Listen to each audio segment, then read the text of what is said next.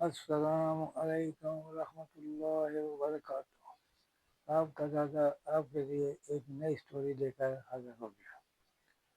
یہ واقعہ 1944 کا واقعہ ہے۔ یہ واقعہ مجھے میرے والد صاحب نے بتایا تھا۔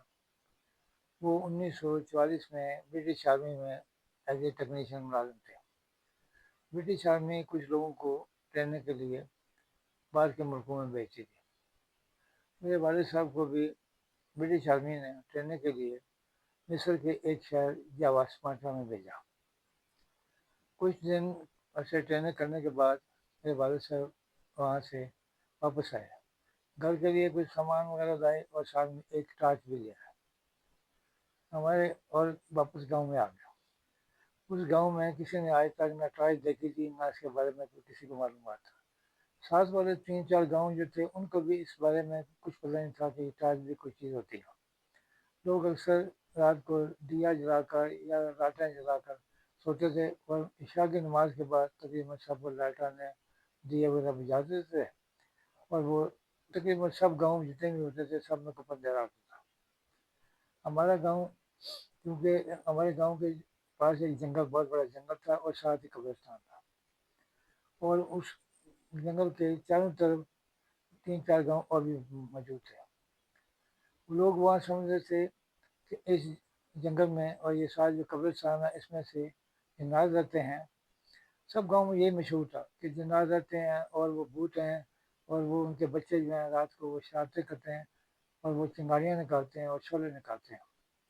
ہوتا یہ تھا کہ وہ وہاں پہ جانوروں کی ہڈیاں، انسانوں کی ہڈیاں بہت پرانی، جب ہوا تیز چلتی تھی نا تو وہ ہڈیاں آپس میں ایک دوسرے سے ٹکراتی تھی، تو وہ اس میں فاسفورس ہوتا ہے ہڈیوں میں، تو جب رگڑ پیدا ہوتی تھی تو وہ چنگاریاں نکلتی ہیں۔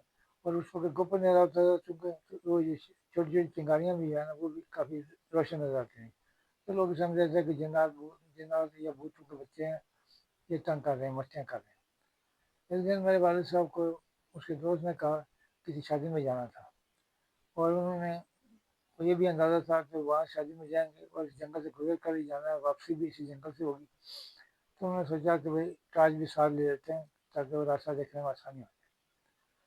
وہ لوگ جب شادی پہ چلے گئے، جب شادی سے واپس آئے تو وہ کافی گپن اندھیرا ہوگا، وہ کافی ٹائم ہو گیا تھا۔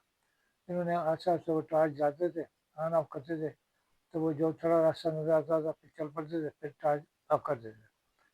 وہ اس لیے بار بار زیادہ ٹارچ استعمال نہیں کرنا چاہتے تھے کہ راستے میں بھی کافی ضرورت پڑے گی اس کی، اور اگر سیل ختم ہو گیا تو بھی مشکل ہو جائے گا۔ یہ چلتے چلتے جب جنگل میں پہنچے واپسی میں، تو وہاں پہ انہوں نے پھر ٹارچ آن آف کی، تو وہ راستہ دیکھتے ہوئے وہ جنگل میں سے گزر گئے، اور کئی دفعہ ٹارچ جلانی پڑی کیونکہ جنگل کافی بڑا جنگل تھا، تو وہ ٹارچ کو بار بار آن آف کرتے پھر بند کر دیتے، اور وہ ادھر سے واپس گزر گئے۔ جب صبح گاؤں میں پہنچے